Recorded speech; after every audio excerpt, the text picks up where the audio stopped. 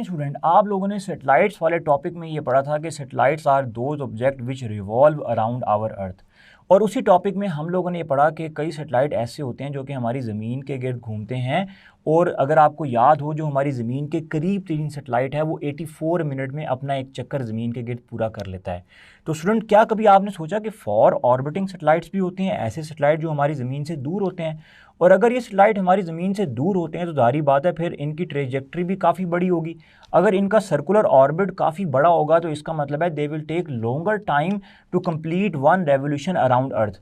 और स्टूडेंट, अगर ऐसा हो जाए कि इन सैटेलाइट का जो एक चक्कर कंप्लीट करने का टाइम है वो हमारी ज़मीन की स्पिन रोटेशन के टाइम से मैच कर जाए, तो फिर हम इन सैटेलाइट्स को क्या बोलेंगे?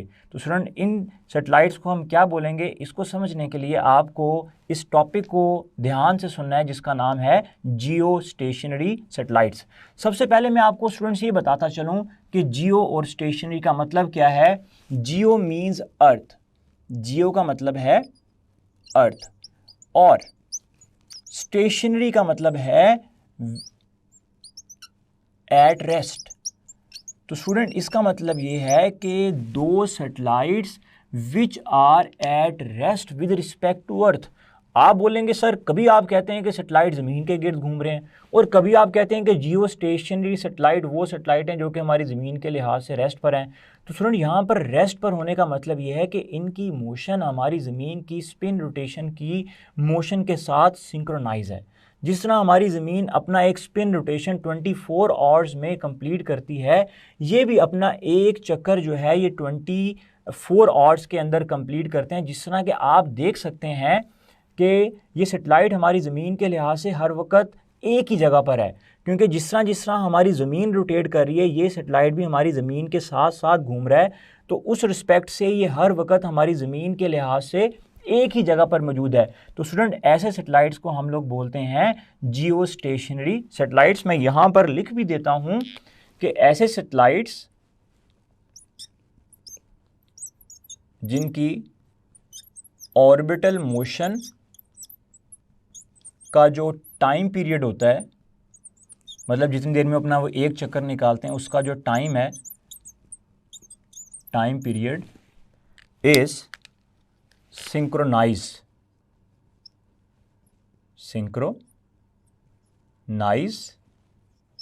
विद स्पिन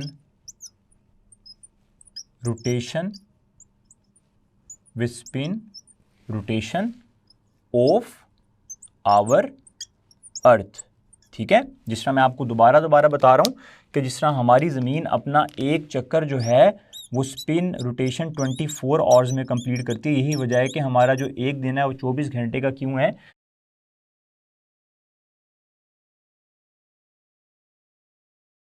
क्योंकि हमारी ज़मीन की जो स्पिन रोटेशन है वो ऑलमोस्ट 24 आवर्स में कंप्लीट हो रही होती है। तो ये भी अपना एक ऑर्बिटल चक्कर जो है ये 24 आवर्स में कंप्लीट करते हैं। और स्टूडेंट, यही वजह है कि इनको हम लोग जियो स्टेशनरी या जियो सिंक्रोनियस सैटेलाइट्स भी बोलते हैं। इनके लिए हम जियो स्टेशनरी का, या बुक ने इनके लिए जियो सिंक्रोनियस का वर्ड भी ऐड किया है। यहाँ पे सिंक्रोनियस का मतलब ये है सिंक्रोनाइज होना, मैच करना। तो स्टूडेंट, आप लोगों को क्या ये बात पता है कि जिन ऑर्बिट्स में ये सैटेलाइट्स रिवॉल्व करते हैं उन ऑर्बिट्स को क्या कहते हैं? स्टूडेंट, याद रखिएगा, उन ऑर्बिट्स को बोलते हैं geostationary orbits. Geostationary orbits. Geostationary orbits are those orbits in which geostationary satellites all are revolve. जिस तरह के आप देख सकते हैं, जब एक जियो स्टेशनरी सैटेलाइट हमारी ज़मीन के गिर्द रिवॉल्व करेगा तो उसका एक ऑर्बिट होगा, उसका एक सर्कल होगा, और उस ऑर्बिट का कुछ ना कुछ रेडियस होगा, मतलब सेंटर से डिस्टेंस होगा उस सैटेलाइट का। तो आप इस डिस्टेंस को इस फिगर में देख सकते हैं। ये आर, कैपिटल आर हमारे ज़मीन का रेडियस है और एच सरफेस से उस सैटेलाइट तक का डिस्टेंस है। तो स्टूडेंट, आज के टॉपिक में हम लोगों ने क्या करना है कि एक जियो स्टेशनरी सैटेलाइट हमारी ज़मीन के सेंटर से कितना दूर है। यहाँ पे स्मॉल आर का मतलब है, स्मॉल आर का मतलब ये है distance of Jio stationery satellite, Jio stationery satellite from centre of earth, ठीक है, स्मॉल आर में। और स्मॉल आर अगर आपको याद हो तो ये इज इक्वल टू होता है कैपिटल आर प्लस एच के, ठीक है। मतलब अगर आप इस फिगर को देखें तो कैपिटल आर ज़मीन का रेडियस और हाइट जो है वो बेसिकली सरफेस से सैटेलाइट तक का डिस्टेंस है। तो स्मॉल आर में और एच में फ़र्क होता है और small are capital R plus H के इक्वल होता है। अब स्टूडेंट इस स्मॉल आर को हम कैसे कैलकुलेट करें और हमें ये बात कैसे पता लगेगी कि जियो स्टेशनरी सैटेलाइट हमारी ज़मीन से कितने दूर हैं, क्योंकि मैं इनको पहले से ही फॉर ऑर्बिटिंग का नाम तो दे चुका हूँ, क्योंकि ये हमारी ज़मीन से दूर होते हैं, इसलिए हम इनको क्लोज ऑर्बिटिंग नहीं बल्कि क्या बोलते हैं, फॉर ऑर्बिटिंग सैटेलाइट बोलते हैं। इनके लिए हम कम्युनिकेशन सैटेलाइट्स का वर्ड भी यूज़ करते हैं। अब स्टूडेंट हमने ये पता करना है कि ये सैटेलाइट हमारी ज़मीन के सेंटर से और हमारी ज़मीन के सरफेस से कितना दूर है, तो इसके लिए हमें एक डेरिवेशन करनी पड़ेगी। एंट्रेंस पॉइंट ऑफ व्यू से हम यहाँ पर डेरिवेशन नहीं करेंगे, मैं आपको डायरेक्ट फॉर्मूले के जरिए समझाऊंगा। डियर स्टूडेंट, अगर आपको याद हो तो जब एक सैटेलाइट ज़मीन के गिर्द रिवॉल्व करता है तो उसकी ऑर्बिटल स्पीड होती है जिसका फॉर्मूला है GM/R, जो कि आप ऑर्बिटल स्पीड के अंदर पढ़ते हैं। और अगर मैं सिंपल डेफिनेशन ऑफ स्पीड की बात करूं तो वो होती है डिस्टेंस ओवर टाइम। और डिस्टेंस, अगर एक कंप्लीट चक्कर अपना सैटेलाइट पूरा कर रहा है तो उसका डिस्टेंस क्या होगा, उसका डिस्टेंस होगा 2πr सर्कमफेरेंस के इक्वल। और ये इसका टी टाइम है जिसको आप कैपिटल T टाइम पीरियड से भी शो कर सकते हैं, क्योंकि एक रेवोल्यूशन का टाइम पीरियड कहलाता है। अब आप इसकी डेरिवेशन खुद करें, बुक से देखें। जब आप यहाँ से इस r की वैल्यू निकालेंगे, इस r को सेपरेट करेंगे बोथ साइड पे स्केयर लेके, तो स्टूडेंट हमारे पास जो इस r की वैल्यू आएगी वो आएगी GM/T² ओवर 4π² और इस सारे की पावर 1/3। जब आप डेरिवेशन करेंगे तो आपके पास जो है वो डेरिवेशन कुछ यूं आएगी, R इज इक्वल टू, ये R क्या है मैंने आपको भी बताया कि एक जियो स्टेशन सैटेलाइट ज़मीन के सेंटर से कितना दूर है। अब स्टूडेंट अगर आप देखें तो ये कैपिटल G ग्रेविटेशनल कांस्टेंट है जिसकी वैल्यू आपको पता है 6.67 मल्टीप्लाई बाय 10⁻⁻11। ये M मैस ऑफ अर्थ है जिसकी वैल्यू हमें पता है 6.0 10⁻24 किलोग्राम। और ये T क्या है, ये T बेसिकली एक चक्कर का टाइम है और जियो स्टेशन सैटेलाइट अपना एक चक्कर 24 आवर्स में कंप्लीट करता है, जो कि 86,400 सेकंड्स के इक्वल होता है। पाई की वैल्यू आपको पता है। जब ये तमाम वैल्यूज़ आप इसमें पुट करेंगे स्टूडेंट्स, तो आपके पास, और जब आप इसका क्यूब रूट लेंगे 1/3 लेंगे, तो स्टूडेंट हमारे पास जो R की वैल्यू आएगी वो आएगी 4.23 मल्टीप्लाई बाय 10⁻⁴ किलोमीटर। तो स्टूडेंट हमें यहाँ से ये पता लग गया कि जो जियो स्टेशनरी सैटेलाइट्स होते हैं वो हमारी ज़मीन से 42,300 किलोमीटर के डिस्टेंस पे होते हैं जब मैं ज़मीन के सेंटर से उनका डिस्टेंस कैलकुलेट करूंगा। अगर मैं ज़मीन के सरफेस से उनका डिस्टेंस कैलकुलेट करना चाहूँ तो मुझे फिर क्या करना पड़ेगा, अगर मैं उनकी एज कैलकुलेट करना चाहूँ कि वो ज़मीन के सरफेस से कितना दूर है, ओके, अगर मैं इस एज को फाइंड करना चाहूँ तो इस कैपिटल R को मुझे यहाँ पर लेके आना पड़ेगा। और स्मॉल r की वैल्यू मैंने अभी निकाली, वो कितनी आई, आप बोलेंगे सर वो वैल्यू आई हमारे पास 4230 किलोमीटर, 00 किलोमीटर, और हमारी ज़मीन का जो रेडियस है वो 6400 किलोमीटर होता है। तो स्टूडेंट हमारे पास जब मैं यहाँ से हाइट की वैल्यू निकालूंगा तो वो अप्रॉक्सीमेटली 36,000 किलोमीटर आएगी। तो स्टूडेंट यहाँ पर हमें दो इम्पोर्टेंट बातों के बारे में पता लगा है। अगर आपसे ये पूछा जाए कि जियो स्टेशनरी सैटेलाइट हमारी ज़मीन के सेंटर से कितना दूर है तो आपने ये वाली वैल्यू याद रखनी है। अगर आपसे कहा जाए कि ये जियो स्टेशनरी सैटेलाइट हमारी ज़मीन के सरफेस से कितना दूर है तो आपने याद रखना है 36,000 किलोमीटर। तो यहाँ से हमें पता लग गया जो क्लोज ऑर्बिटिंग सैटेलाइट है वो ज़मीन से तकरीबन 400 किलोमीटर दूर होते हैं, और जो फॉर ऑर्बिटिंग सैटेलाइट हैं जिस तरह के जियो स्टेशनरी वो ज़मीन से 36,000 किलोमीटर होते हैं। मतलब अगर वो सैटेलाइट जो कि ज़मीन के सरफेस से 36,000 किलोमीटर दूर होंगे, सिर्फ उन्हीं की मोशन जो है उसका टाइम पीरियड ज़मीन के स्पिन रोटेशन के टाइम पीरियड से सिंक्रोनाइज हो सकेगा, अदरवाइज़ ऐसा नहीं होगा। स्टूडेंट मैं आपको ये बात बताता चलूँ कि ये वाला फॉर्मूला एक इंतहाई इंपॉर्टेंट फॉर्मूला है for MCQ point of view. इसको हम लोग बोलते हैं Kepler's third law. This is Kepler's third law. Kepler एक साइंटिस्ट है जो कि हमें इस लॉ के बारे में बताता है। बेसिकली आपने तो उसको जियो स्टेशनरी सैटेलाइट में पुट किया, लेकिन डियर स्टूडेंट ये लॉ आपको किन किन चीज़ों के बारे में बताता है। इसमें R बेसिकली ऑर्बिटल रेडियस है, और ये टी जो है, ये वाला टी, बाकी सारे तो कांस्टेंट है, gm4 पाई कांस्टेंट है, और इसमें ये जो टी है ये उस ऑर्बिट को पूरा करने का टाइम है, टाइम पीरियड है, एक रेवोल्यूशन का टाइम।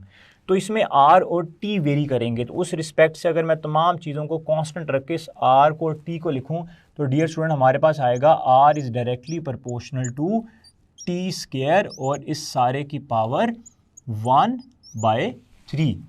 और स्टूडेंट हम इसी अगर फॉर्मूले को बोथ साइड के ऊपर अगर मैं यहाँ से इस 3 को ख़त्म करना चाहूँ तो मुझे क्या करना पड़ेगा, मुझे बोथ साइड पर क्यूब लेना पड़ेगा। तो यहाँ पर आ जाएगा R cube is directly proportional to T square. मैं इसी फॉर्मूले को यूँ भी लिख सकता हूँ R3/2, क्योंकि अगर यहाँ से स्क्वायर ख़त्म करना हो तो बोथ साइड पे मुझे 2 से पावर में डिवाइड करना पड़ेगा। इस फॉर्मूले को डियर स्टूडेंट्स मैं कुछ यूँ भी लिख सकता हूँ। तो आपने देखा कि मैंने इस एक फॉर्मूले को किस तरह डिफरेंट फॉर्म्स में लिखा, और मैं आपको दोबारा बताता चलूँ, यहाँ पे लिख भी देता हूँ। ये R यहाँ पर क्या है, ऑर्बिटल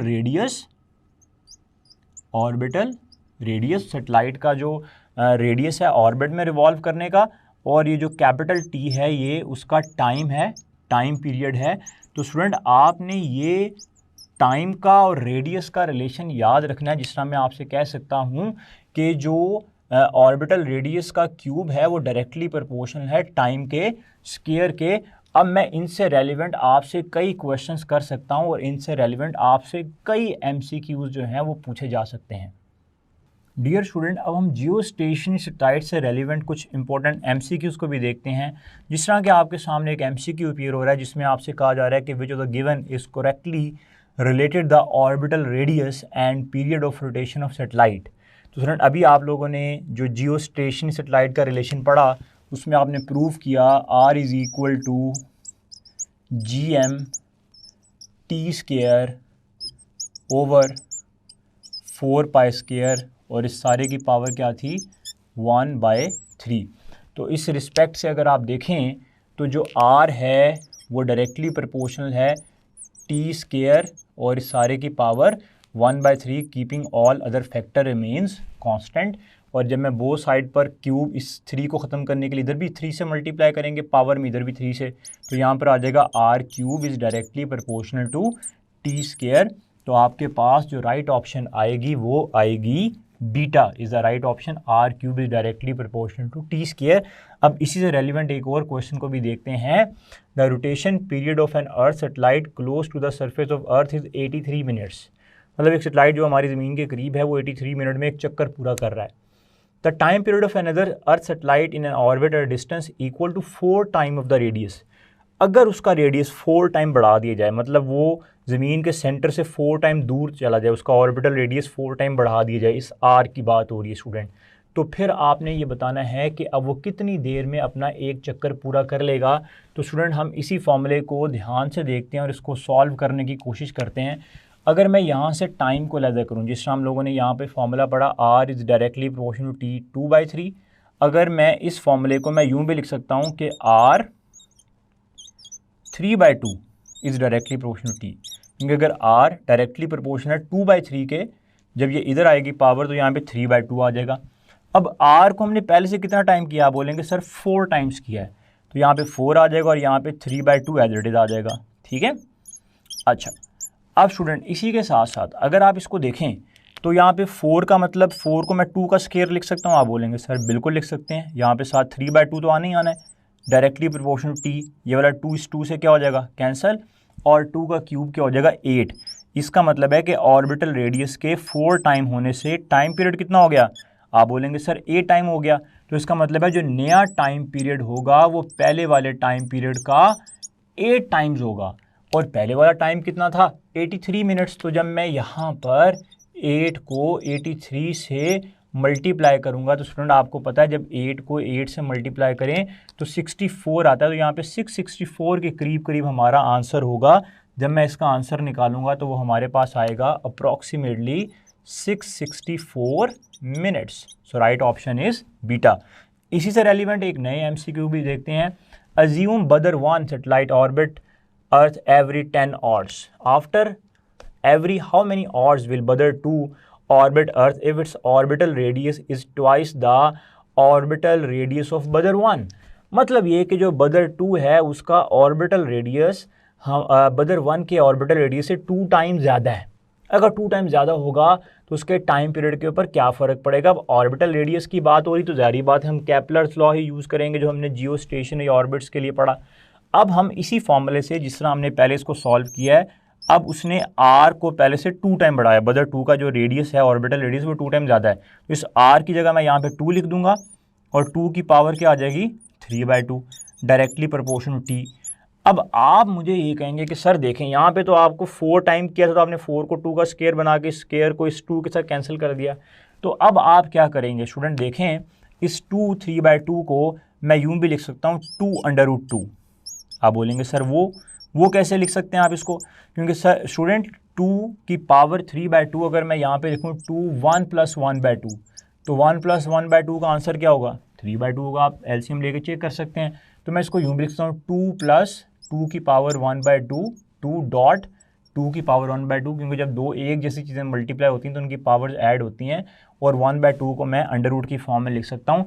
मतलब ये हुआ कि जो नया टाइम पीरियड होगा वो पहले वाले टाइम पीरियड का √2 टाइम्स ज़्यादा होगा, और पहले वाले का टाइम क्या था 10 आवर्स, तो यहाँ पे क्या आ जाएगा 2 √2 और इस t की जगह 10 आ जाएगा। तो ये 2 × 10 हमारे पास कितना हो जाएगा 20, तो हमारे पास आ जाएगा 20 √2। तो यहाँ पर जो राइट ऑप्शन आएगी हमारे पास that is delta. Delta is the right option. इसी से रेलिवेंट एक और क्वेश्चन को भी देखते हैं। मैं ऐसे क्वेश्चन की आपकी प्रैक्टिस ज़्यादा इसलिए करवा रहा हूँ क्योंकि इस तरह के कई क्वेश्चन जो हैं वो पास्ट पेपर्स में स्टूडेंट्स आ चुके हैं। अगर आप इस क्वेश्चन को देखें, the distance between earth and sun is reduce to 1/4। अगर आप इससे पहले वाले दोनों MCQ देखें तो उसमें मैंने डिस्टेंस बढ़ाया है, यहाँ मैंने डिस्टेंस को पहले से 1/4 कर दिया है। अगर डिस्टेंस पहले से 1/4 हो तो हमारा एक दिन जो है वो अप्रॉक्सीमेटली कितने डेज़ का होगा स्टूडेंट। वैसे तो आपको पता है जब हमारी ज़मीन सूरज के गिर्द रिवॉल्व करती है, ऑर्बिट करती है, तो 365 डेज़ में अपना एक चक्कर पूरा करती है। That's why in calendar year there are 365 days.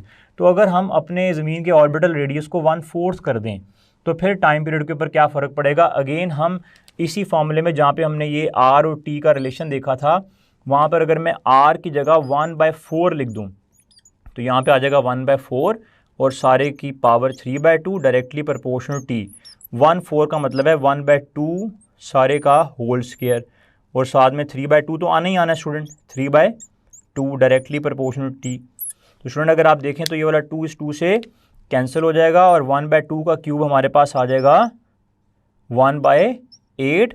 तो टाइम पीरियड पहले से 1/8 हो जाएगा, मतलब जो न्यू टाइम पीरियड होगा वो पहले वाले टाइम पीरियड के 1/8 होगा। और वैसे जो हमारी ज़मीन का टाइम पीरियड है ऑर्बिटल रोटेशन का वो 365 डेज़ है।